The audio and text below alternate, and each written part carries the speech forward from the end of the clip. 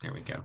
Um, so anyway, I guess I should mention my background since it was mentioned a few times. So as she said, I'm a senior commercialization manager at Lawrence Berkeley National Laboratory. That means that I essentially manage the commercialization of new technologies for the lab in, as she said, the biosciences and climate technologies areas. So it's a great place to work. I really love it, and I'd be happy to answer questions about that too.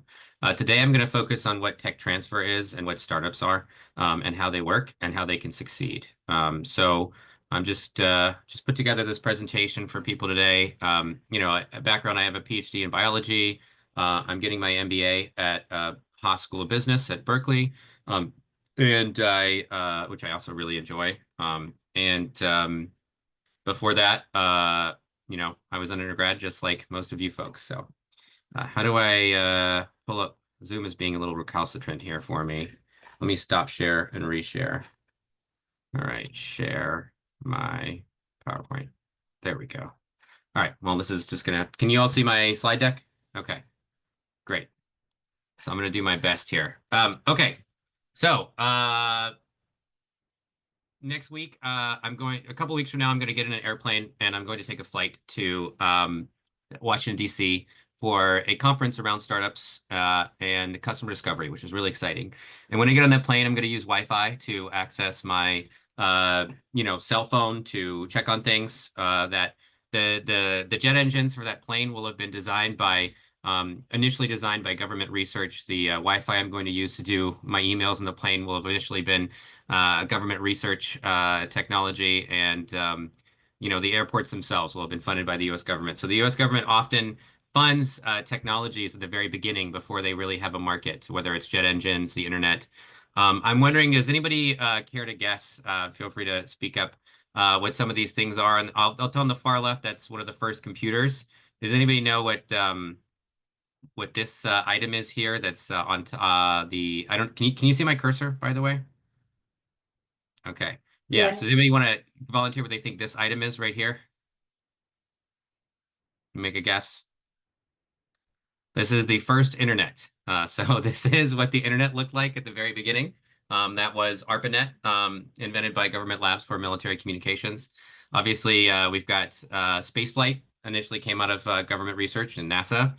And today we're doing a lot of cool government research, things that aren't really fundable by industry yet, but are sort of early stage technologies. And the idea is that these things can contribute to society and help the world. So on the right here, we have an example of a fusion project. We have a quantum computer, and of course, we have climate change technologies, which may not be investable right away, but are good for the planet and good for society. And government sort of has this role in creating this initial step towards coming up with technologies that then can be invested in later. So I work at a national laboratory. There's about, I think this is wrong, I think there's 17 US national labs, sorry for the typo, also called FFRDCs. Each one has a little bit less than $1 billion in funding apiece. There are 16 Department of Energy laboratories and one, I think it's the NIH laboratory called, so the vast majority are funded by the DOE, and these use taxes collected from people and businesses like you to do government research on big issues. It's sort of like a hybrid between industry and academia, but government run and funded. Scientists at our lab work on big problems like climate change, energy independence, cancer, and disease. One interesting trend is over time, the percentage of research funded by businesses has obviously increased in the United States to 74% of total. Only 20% is now funded by the federal government. At the height of the Cold War in the 1960s, it was sort of the reverse. So government still has a very big role. We're talking about hundreds of billions of dollars spent on research every year. And one of the major sort of top line items for the United States in terms of research are these DOE national laboratories. So I work in tech transfer. So sometimes at my job, scientists invent things. And those inventions have limited impact if they are just a research paper. Instead, tech transfer people like me push those technologies out into the market where it can enter your home, your doctor's office, or your local manufacturing plant. Without transfer staff, these technologies die sort of it says quite a quiet death. And it's not to belittle the importance of publication and sharing one's science, but There's a difference between publishing on a new design of a jet engine and actually flying in that, in a jet powered by that jet engine. This is typically what the wheel looks like. It starts with an innovation at the lab. So when I describe my job to people, what I say is that, I find inventions at the laboratory. I decide whether or not we patent them. I market those patents to companies, and then I negotiate deals licensing them from the lab out into industry. And that kind of looks like this. First, we get a disclosure. First, there's the taxpayer-funded science. Then there's the disclosure. Then there's evaluation. Then there's protection, for example, a patent. There's marketing, and then there's licensing to a startup or some industry company that already exists. And then hopefully that ends up a product in your hands one day that you pay money for. So what is a startup? A startup is a team of people. So 90% of our licenses of our technologies go to startups or very small companies that we basically can call startups. Startups are teams of people who use investor money to bring a new service or good to market. So importantly, you're not using your own money to bring something to market. You're using money from somebody else. Somebody's giving you money to build a business, to bring a technology, in this case, to a technology to market. I live in the Bay Area. The lingo here is a tech startup. That really means software, is the sort of synonymous with tech here. And then because of that, we have to use a special delineator for sort of hard science, we like to call it. So hard or deep tech startups deliver advanced technological goods like new medicines or a new quantum processor. Tech startups scale more easily than hard tech startups. If you look at sort of deep tech or hard tech, it's a longer time to market, involves potentially the intersection of multiple technologies. It almost always involves intellectual property, like a patent or at least a copyright.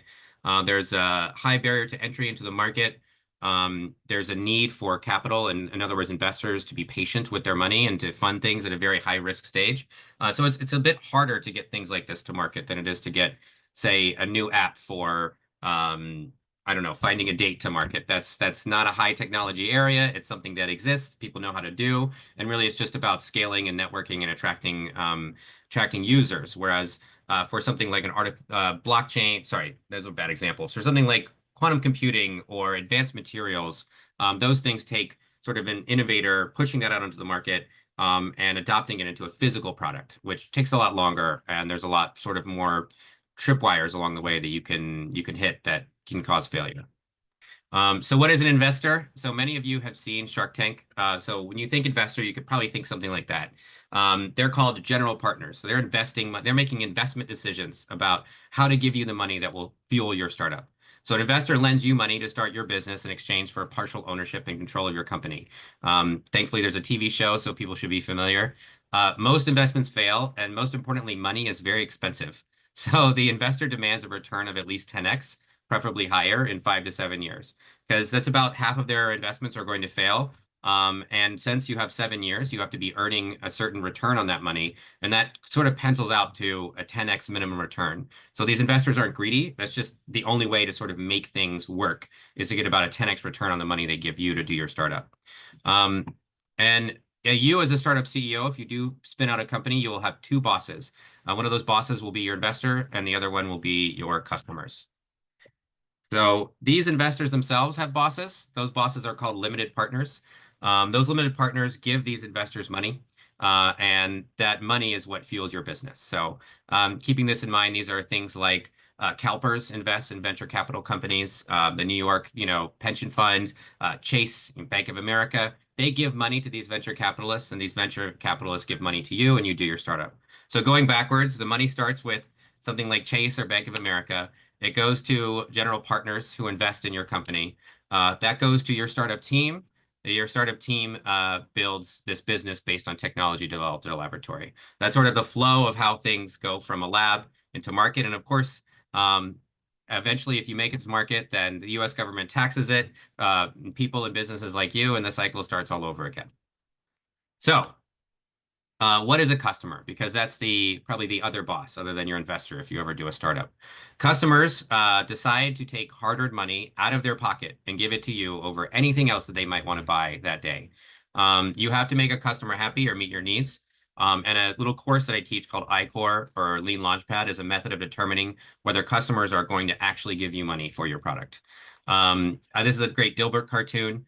So, a lot of time you get positive feedback on your startup idea or the thing that you've made.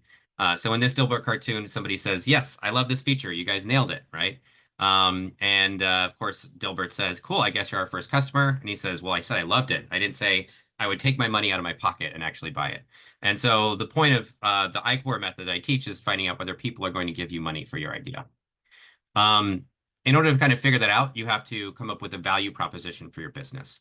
Value proposition for your business consists of three parts: a product, a value, and a customer. And essentially it is, what does your business do and for whom? So you might think in this example case that I've come up with of a vacuum, right? You're inventing a new type of vacuum. And in this case, you might say, this is my value proposition for my business. It's the deep clean vacuum, which is some new technology, saves working parents hours of time and frustration every month by deep cleaning carpet without the need for water, right? And so if you look at this statement, we're talking about the product, that this deep clean vacuum, the value, it saves hours of time and frustration, and it doesn't use water. And the customer, of course, is the working parent, right? So whenever you define your business, whether it's a tech startup or a deep tech startup, you need to know your product, your value, and your customer. And actually, most of the initial stages of figuring out how to make your startup work is figuring this value proposition out. So in order to kind of figure that out, you might go to different customers and ask them questions. Let's say you go to a working parent and you ask them, "Hey, do you really want this carpet, this no water carpet cleaner?" And they might say, "No, that's actually not very interesting to me. I don't really care about that." You might then say, "Okay, what about, okay, working parents don't want my new technology. Then what about professional cleaners, right?" You might go to them and you might ask them, "Okay, do you actually want this product? Would you actually use it?" And they might say, "Maybe, but I don't actually make buying decisions." You know who make buying decisions is the person who runs my professional cleaning company. And then they might actually say, "Actually, you know what? We actually already have our system set up," in this case, in my sort of example interview, which I'm not going to go through in detail in the interest of time. But this particular cleaning company said, "We've invested $10,000 in, or tens of thousands of dollars in these custom cleaners out of the back of a truck. We're not going to switch now," right? Maybe a janitor, you might talk to a janitor who cleans for a living. And they might say, "Look, I would love this thing, but I'm not sure my boss would pay for it." And then you might say, "Okay, that's a good lead. Maybe talk to the boss," right? And the boss says, "Actually, yeah, I would love to pay $1,000 on a carpet cleaner that doesn't use water, et cetera, for these 15 different reasons," right? And so that might be an example of you finding a new product value customer, a new value proposition. It might be something like Happy Clean, or whatever you want to call your new company, cleans carpets and lifts stains in seconds with dry cleaning chemicals at a touch of a button, saving time and money for companies that manage large residential buildings while reducing repetitive stress injuries on cleaning staff, right? So you can tell how through this sort of process of pressure testing your idea, you can change basically the whole idea of your business, who you're serving, who you're selling to, even if your product may more or less stay the same. When you try to map out your startup business, you're doing something. You often do this thing called filling out your business model canvas. I think this has limited utility, but it's very popular. You have to think about things like who your key partners are. In other words, who's going to be partnering with you? What are you actually going to be doing? What are you going to need? What's your cost structure? Value proposition is usually right in the center. It's probably the most important thing. Customer relationships, segments, channels, in other words, selling channels and revenue streams. So these are things you probably need to think about when starting a business. And in order to get the money, though, to start a business, you have to pitch to people. So remember those Shark Tank people from a few slides ago? I'm sure many of you have seen that show. You have to go to them and you have to ask them for money. And by the time you go to them, you better have talked to a bunch of different customers and know what's going on and know who wants your product and why. And so a pitch is really important because your pitch convinces people to invest in and believe in your idea. So you get people and or money to support your work. And so you would give it to something like a group of GPs like here. And you also really need to have a really good pitch because one of your key things that you do as a startup leader or in a startup is lead a team of people. And your pitch is actually really essential to getting people to buy into your vision. So the structure of a business pitch usually looks like this. You have a hook or a problem statement. You have the value proposition like we talked about before. You present your team and sort of communicate some level of credibility. And then you have a business timeline for how you're going to grow your business. You ask a certain amount of money, something like that. Although it's not exactly I mean, obviously Shark Tank is a dramatized version of this. It doesn't look anything like that. There's a long due diligence period. You go back and forth about the value of your business over potentially several weeks. But the key to this is that you hook people to be interested in your idea. You tell them that you have product market fit, that you've come up with a good value proposition. You show them that you have a credible team, and then you show them that you have like a vision for the future, and then you ask them for money. And this is all typically done in around 10 or less slides. And this is, a longer presentation, how to give a business pitch, but those are the basics of it. And I think the last thing I want to end on is leadership here, because I think it's really important that being a startup founder, if you ever do that and go that route, your principal skill is leadership. It's not, the amazing technology that you have. It's not, it's your team and the people you can inspire to lead you. You can inspire to follow your lead. So people's principal motivations are not money. So surprisingly, even though we live in a capitalist economy, people join a startup not to make money, not to, I don't know, get a visa or whatever it is. People join a startup because they believe. People follow a technology or push it to market because they are believers. And your principal job as the founder is to be the visionary who can inspire vision in your team.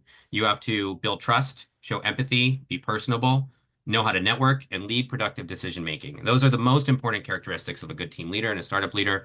It's not like you see on TV where the mean startup guy drops out of college and, forces everybody to work to their fingers to the bone to get something to market. Certainly there are times where you have to be a wartime CEO, for example, and really push people. But in general, people join your team because you can show empathy, you can create vision, and you can be personable. So your job really is to inspire your team and to get out of their way. Luckily, this is a skill that is learned and not born. And the right to have, several really famous leaders, obviously, who have taken, the lead in something in society. You don't have to be the next JFK or Nelson Mandela, but you do have to be inspiring and you do have to make people like you.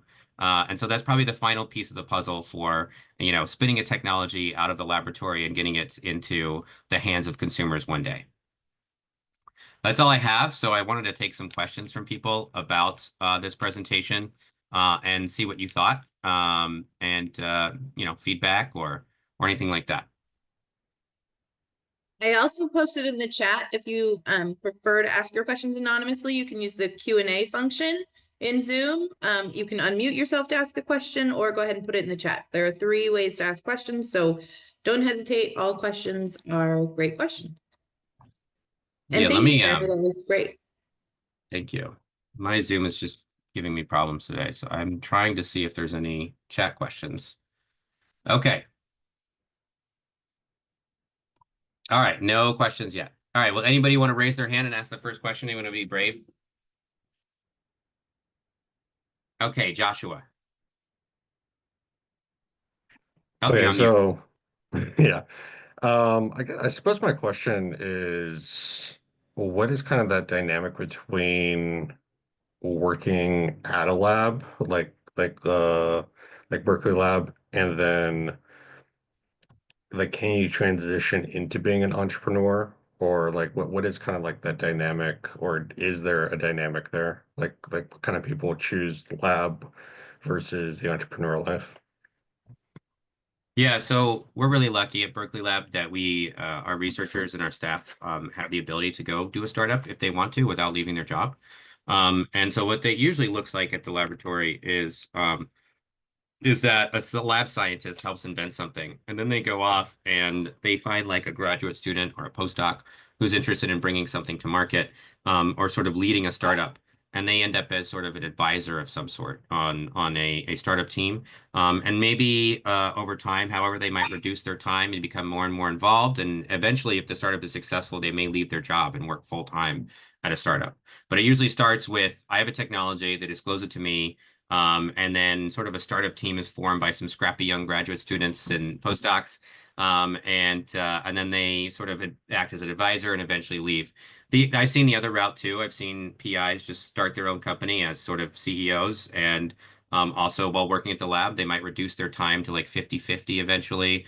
And typically, there's a long process, though, when you're doing a startup. You have to raise money, you have to talk to a lot of people, you have to pressure test your idea, like I discussed. And so that takes time, and it's helpful to have a salary.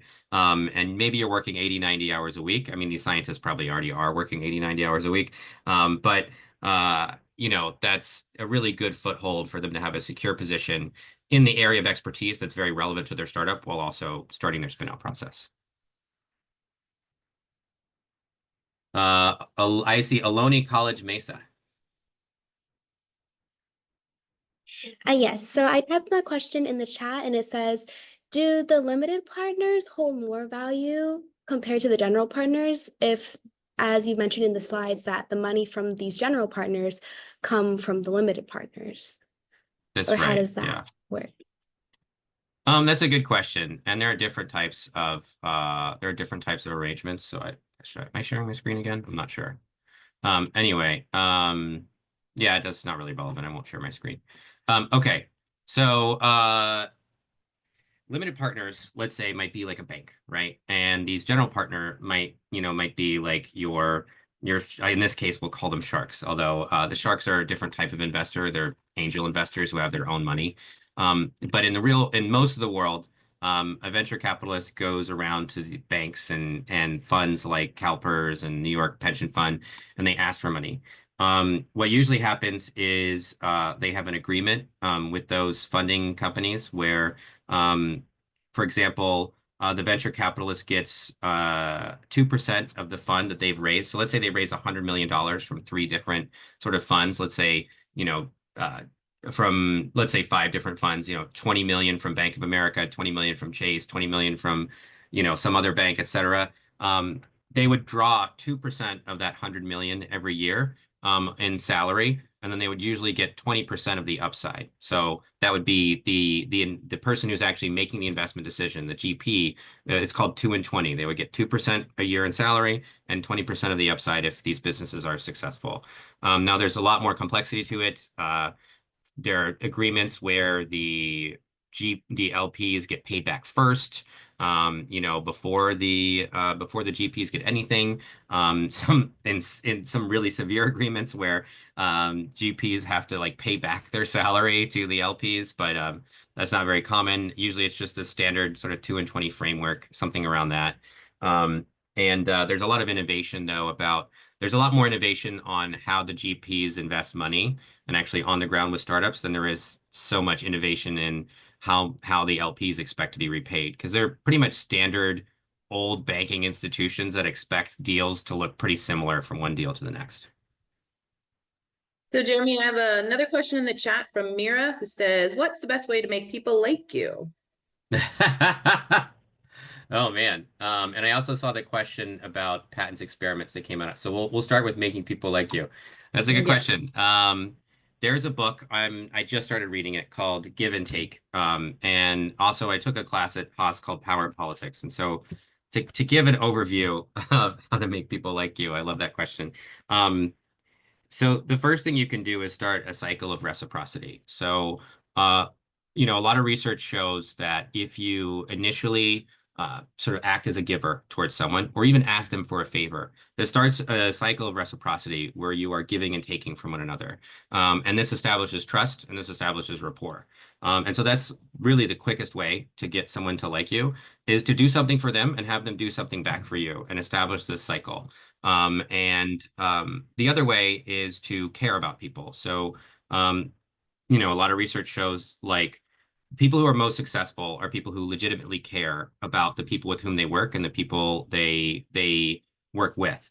You can't be too altruistic or you're giving all the time and you're not taking anything. And you can't be too much of a selfish taker because then you're taking all the time and you will end up less successful as a result because nobody wants to work with you. So it's important to sort of balance in the cycle of reciprocity to be a giver and taker.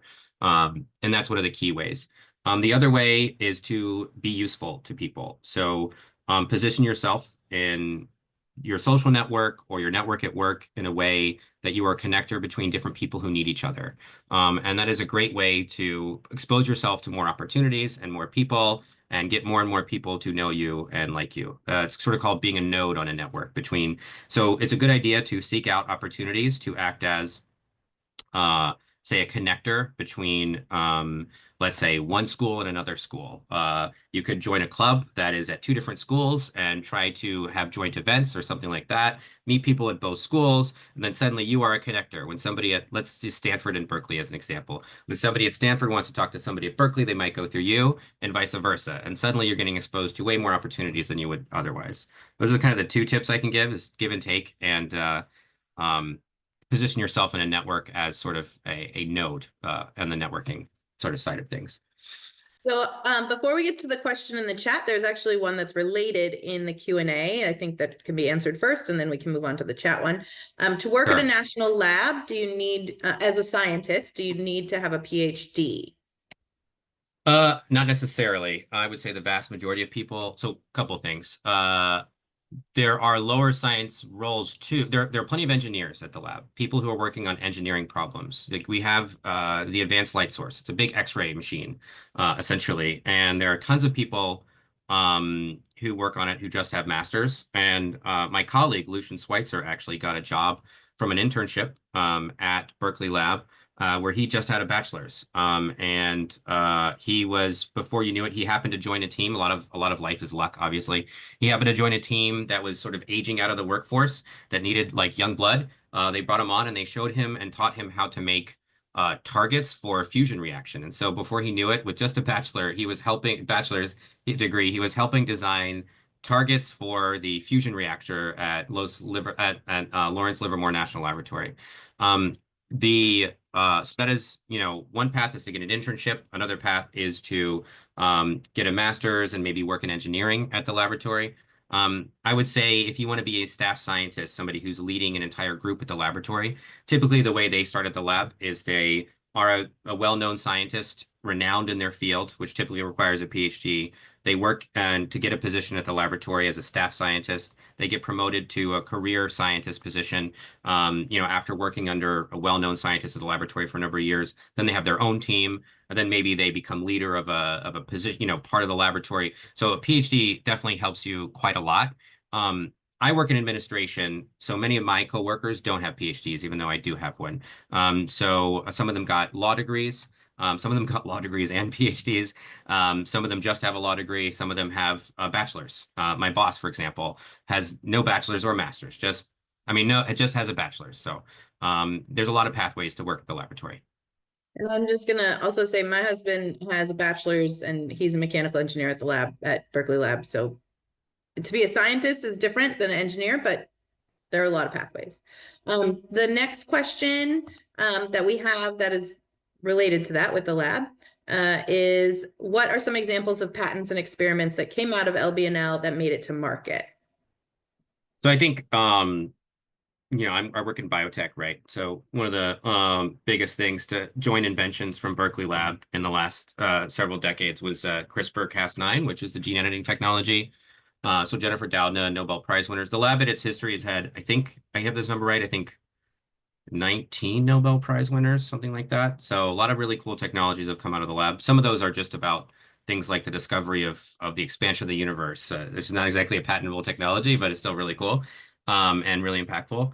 But one example, CRISPR-Cas9, that was patented, that's being used in hundreds of different ways across the thousands of different ways across the world right now. Hugely impactful. First developed jointly at UC Berkeley and Lawrence Berkeley National Laboratory. I'd like to just make it a little bit smaller and talk about some of the things that I've worked on since I've been at the lab, if that's okay, because I intimately know those subjects, and I think it's important to highlight things that might not be as famous. Last year, I licensed a technology for a method of manufacturing isotopes, radioisotopes, and those radioisotopes will be used in cancer treatment. And so even though you'll probably never hear about it, those radioisotopes are likely going to save, if they do make it to market, will save hundreds of thousands, if not millions of lives potentially from cancer over the course of their technology lifetime. And, that's not as pizzazzy or, front page of the newspaper as CRISPR-Cas9, but it's still extremely important. The Human Genome Project was partially completed at Berkeley Lab at the Joint Genome Institute. And so that's an example of basic science. But from that, lots of different, new methods of genetic manipulation and changing the, components of microbes are really important. For example, making microbes in soil that can help crops grow better and be more resilient against climate change. That's something that we are licensing right now. We're licensing technologies that fix carbon from the air and make that better. One of we license some, on the physical sciences side, we license the technology for LCD screens, basically OLED screens. I don't know the specifics of that deal. It wasn't my deal. It was several years ago, but I think it was like some big, I don't know if I'm allowed to say the name, but some large technology company. And then in my portfolio, I would say I licensed another technology last year that is basically a microscope technology that's going to help people peer deeper into cells and understand what's going on inside of living organic matter. And I licensed a technology that will be added to the nuclear stockpile in the form of making the United States resilient against nuclear attack.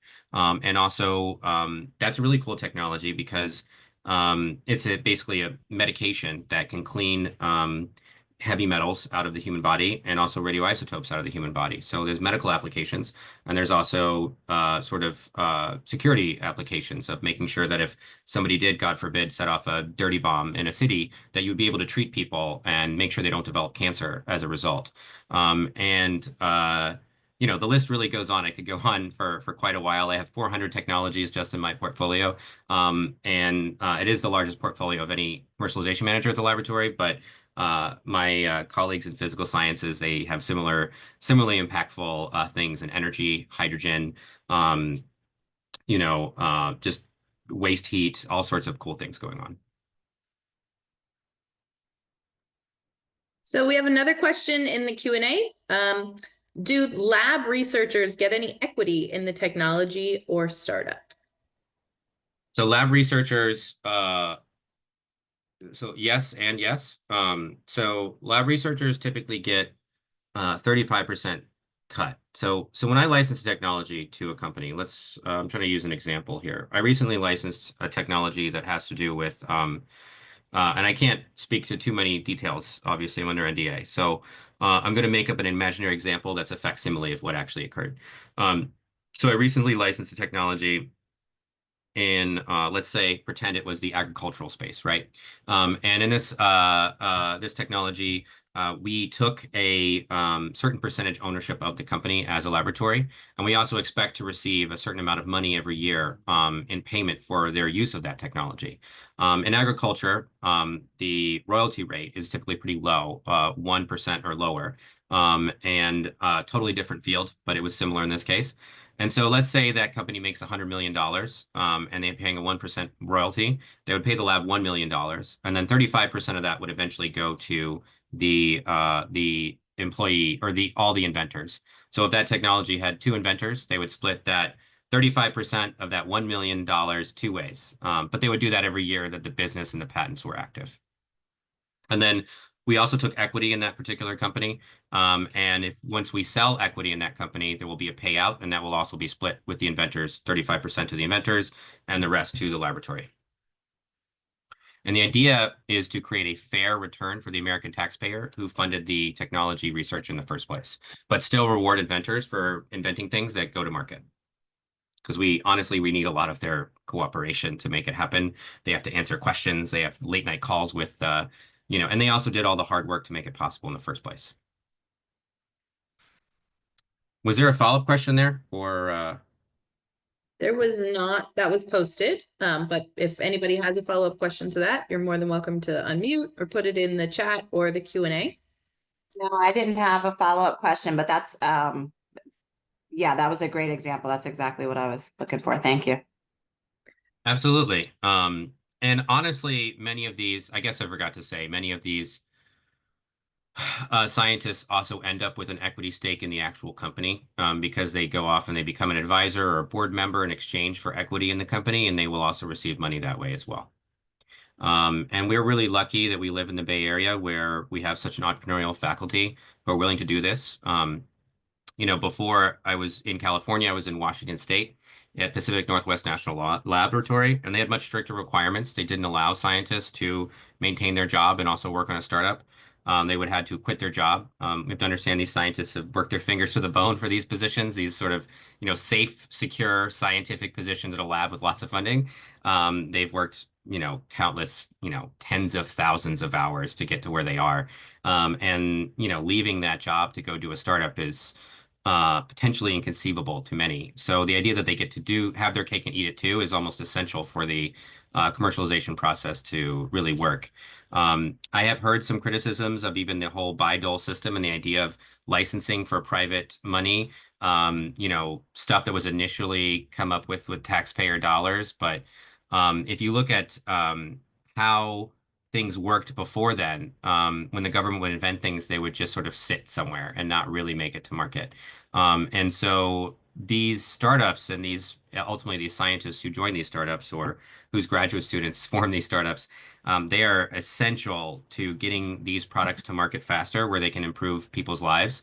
And ultimately that money that they create through their startup feeds back into the taxpayer system and funds more research and important things like schools and, roads. Thank you, Jeremy. Does anyone else have any additional questions? Also, Jeremy, I'm wondering if you can talk a little bit about the I-Corp program that you help run. That's right. So every year, we get a little bit of money from the Office of Tech Transitions, which is the Department of Energy office that has a little bit of money to kind of support these activities. And essentially, I run a 3-part series. The first part is I-Core Lite, which is a facsimile of a broader program run directly by the Department of Energy, where, as I described before, sort of the value proposition process, narrowing down the idea behind your company, how it can, who it's going to serve and whether it's going to make money. It's a great way of figuring out whether your startup is going to fail before you jump into it and go in the wrong direction. So I sort of run a program over the course of the next 6 weeks. The first meeting is tomorrow. And people with ideas can join. I mean, I'm open to new participants. It is last minute. But we're going to have 4 meetings over the course of 6 weeks where collaboratively we go over your business ideas. We form teams. We conduct customer interviews with potential customers, and we compile that feedback, come back to the group, discuss it, and then ultimately end up with a business pitch by the end of the 6 weeks here that we hope that you can then take to somebody and convince them that you have a good idea. The Department of Energy runs a broader program where you, instead of doing 15 interviews like my program, you do over 100. And that's a very intense, halftime like halftime time commitment. And it involves going to NREL and Washington, D.C. and meeting with and having mentors, a much more formal process. And that is wrapping up shortly. And that's why I'm going to DC in a couple of weeks to meet with 2 of our teams who did that. They got, I think, $80,000 or somewhere between $80,000 and $100,000 in funding each for their idea for a lab developed technology. The second part of the series I run is just an entrepreneurship training course for laboratory scientists and postdocs. That one is not open to the public, sadly. So the I-Core Lite is, but the sort of entrepreneurship training is not. So I won't go into too much detail about that, other than to say it's a basics of entrepreneurship course, how to incorporate a business, et cetera, et cetera. And then the final thing, I run a venture capital speaker series. That one is open potentially to non-lab members. If you're interested, in joining that, let me know, where we bring in venture capitalists to speak directly to scientists and brainstorm with them on ideas for how technology can be used to solve market problems. And the idea is to bridge the gap between venture capitalists who on average would see 1,000 different business ideas a year and are kind of have their finger on the pulse in their market area. And scientists who don't have their finger on the pulse there, but have their finger on sort of the scientific pulse and what's brand new scientifically in their area, and figure out if there's some way to start a business based on technology we already have or technology that we may invent that can solve an important market problem. And also to piggyback on what Jeremy said, MESA, if you're an undergraduate student within MESA, we have an idea accelerator program that is a week-long in the summer and then in person, and then there's a virtual component for a few months and a pitch presentation, and it's really great. You learn a lot about human-centered design and additional information about entrepreneurship.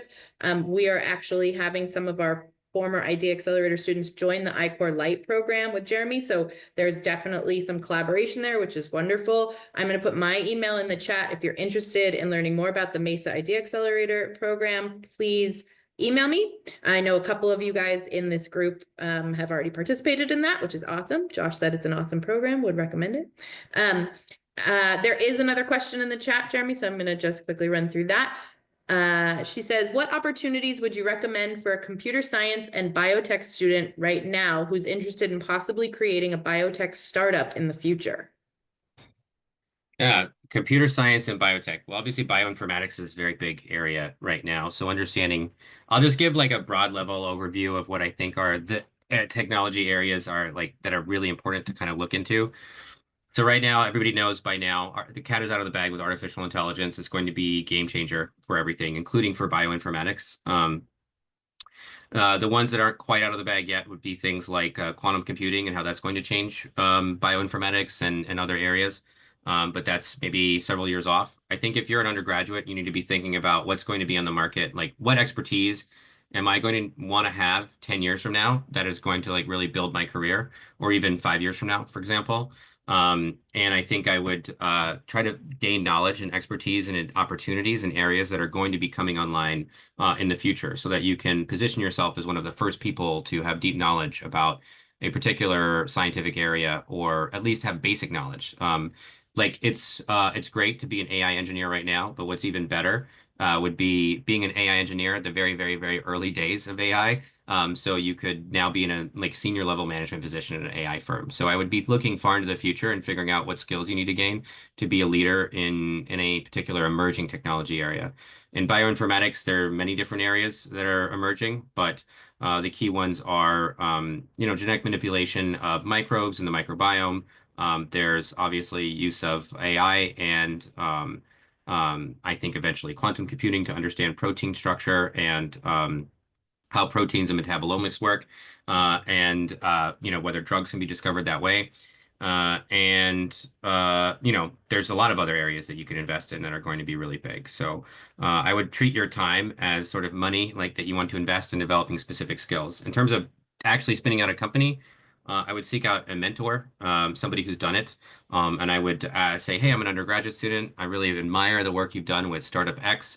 I'd love to have a quick chat with you and understand, and always make sure that you have something to give in return. So, because that sort of starts the cycle of reciprocity. And if you can develop industry mentors, people who can guide you down a certain path, that's going to be completely invaluable because frankly, a lot of life is also about how you network. So one thing you could do in biotech specifically, it helps to have sort of eventually a PhD and that sort of thing.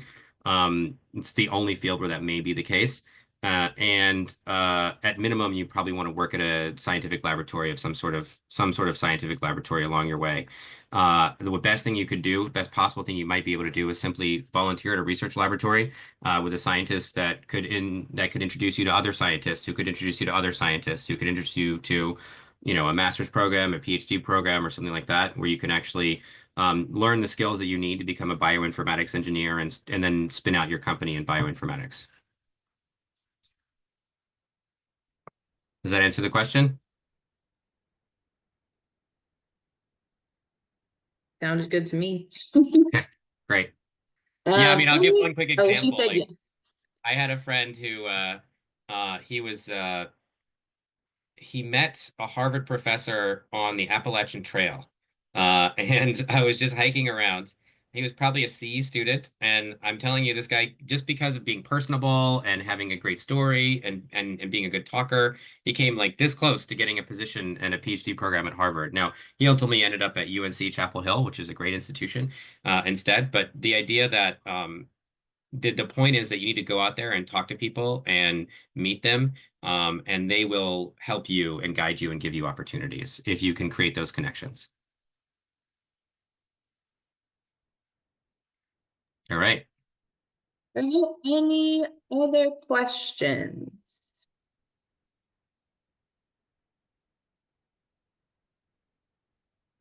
All right.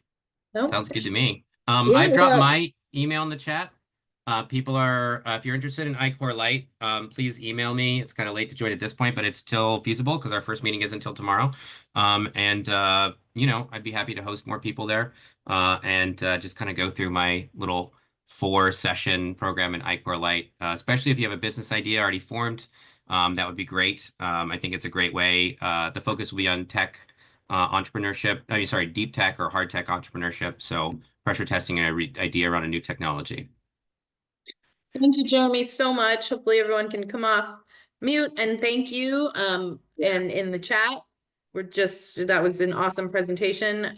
We're really, really thankful to you for Wonderful. sharing your information with MESA.